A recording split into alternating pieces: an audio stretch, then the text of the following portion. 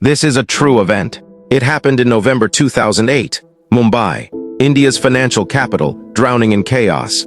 I was part of the National Security Guard, the NSG. That night my phone rang with a single command: get ready, Mumbai is under attack. Within hours we were airborne. We didn't know how many terrorists there were. We didn't know how many people were trapped. All we knew was we had to stop them. We landed in Mumbai just before dawn. Outside it was eerily quiet, but the smoke rising from the Taj Mahal Hotel told the real story. Dozens had already died, many more were still trapped. Fires burned in multiple parts of the city. The air was heavy, not just with smoke, but with something darker: fear. We loaded up, checked our rifles, said a silent prayer, and moved in. The hotel looked like a war zone. Glass shattered, blood on the floors. Rooms gutted by fire. Once a palace, now a battlefield. We split into teams. Our orders: clear every room, rescue who we could, and take out any terrorist on sight. My team entered from the rear. Step by step, rifle raised, breath held. Somewhere above us, gunshots, screams, and silence. Then movement. We kicked open a ballroom door and found a group of hostages. Alive, crying, scared. They had barricaded themselves inside with whatever furniture they could find. We started guiding them out. Then we heard gunfire. It came from the floor above. One of the terrorists had seen us from a broken window. He fired down wildly. Bullets cracked the walls and floors near us. We threw smoke grenades, returned fire, and got the hostages to safety. It was the first time I saw the face of one of them. Barely 20 years old, cold eyes, no emotion. He didn't flinch. He wasn't here to escape. He was here to die and kill. We managed to pin him down. Aryan, one of my brothers in arms, took the shot. It was clean, quick, but we knew there were more waiting inside. We pushed deeper into the Taj. The upper floors were a maze: smoke, shattered glass, collapsed walls. Fire had eaten through parts of the ceiling. The electricity was down. Our flashlights cut through the darkness like knives. Every room we entered could be a trap. Every closed door made our hearts race. We didn't speak, just signals, eyes, breaths. I remember stepping over a broken champagne bottle in a suite. A woman's shoe lay beside it. Blood smeared along the hallway wall. The terrorists weren't just killing, they were hunting. We found another group of guests in a staff pantry, crouched in the dark, barely breathing. One of them whispered, "They're upstairs, they come down every half hour." We evacuated them quietly. No radios, no shouting. Every sound could be the one that got you killed. But something inside me changed that night. The more lives we found hiding, the harder I held my rifle. This wasn't war. This was slaughter, and we were there to stop it. The 5th floor was burning. Smoke poured from the stairwell. Oxygen was thin. The fire roared like a beast, and we had to crouch low just to move through it. That's when we heard the gunshots again, muffled through the smoke, rapid and close. We moved fast. Down a side hallway we spotted them, 2 shadows, rifles raised, ducking into a suite. We split, Aryan and I from one side, the others from the other. A loud bang, a flash. They threw a grenade into the hallway. Aryan dove, dragged me down, and shielded my head as the explosion rocked the walls. My ears rang. Smoke and heat surged around us. Then came their footsteps, fast and heavy, coming for the kill. But they didn't know we were still breathing. I fired first. Aryan followed. One terrorist went down in the hallway. The other retreated, spraying bullets blindly.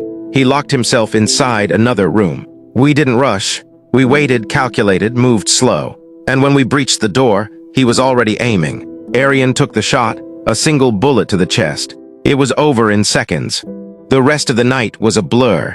We cleared floor after floor, through kitchens, stairwells, lounges. Some rooms had sleeping guests unaware of the nightmare unfolding. Others held horrors I'll never forget. A banquet hall had been turned into a killing ground. White tablecloths stained with red, plates smashed, phones ringing unanswered.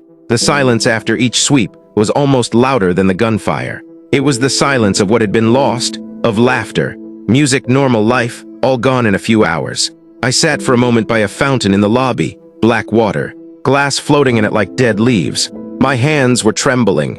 I hadn't even noticed, but I wasn't afraid. I was angry. By sunrise, we had confirmed it. 2 terrorists were dead. Their bodies lay in different parts of the 5th floor. We had secured that entire section, cleared every room, checked every corner. But the battle wasn't over. 2 more were still hiding, somewhere in the vast belly of the Taj. The problem was, this wasn't a simple building. It was a labyrinth, hundreds of rooms, secret service corridors, banquet halls, hidden staircases, and the terrorists knew that layout now. Worse, they were moving, changing positions, setting traps. We had reports that they were still holding hostages.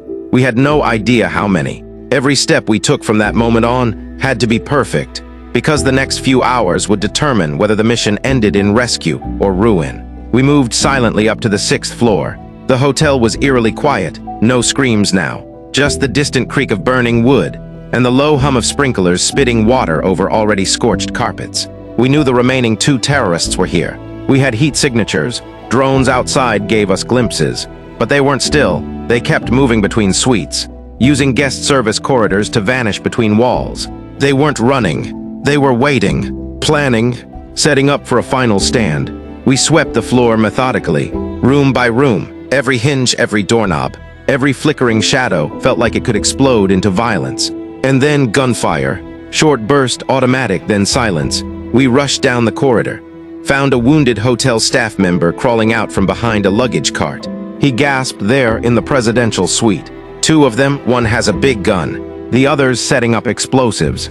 I'll never forget his face, blood trickling from a cut near his eye, but still alive, still trying to help us. We radioed command. Time to end this. We set up for a double entry into the presidential suite. 1 team at the front, mine through the service corridor from behind. We placed charges, timed it. We could hear them talking inside, chanting, praying.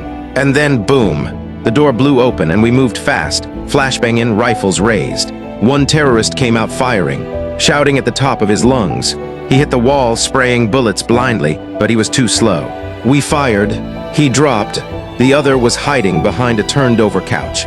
He threw a grenade, missed. It rolled behind us and exploded in the hallway. My ears rang, dust clouded the air. My teammate Arvind was thrown back but survived. I spotted the terrorist peeking out, trying to switch weapons. I didn't wait. I stepped in and shot 3 times. He slumped forward, weapon falling from his hands. It was over. We shouted clear. No more gunfire.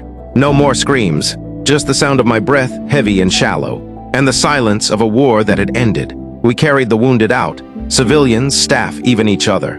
Dozens were dead. Hundreds were saved. I stood outside the Taj Hotel as the sun rose behind its charred dome. Smoke curled into the sky like ghosts leaving the battlefield. I had blood on my gloves, burns on my arms, memories burned into my soul.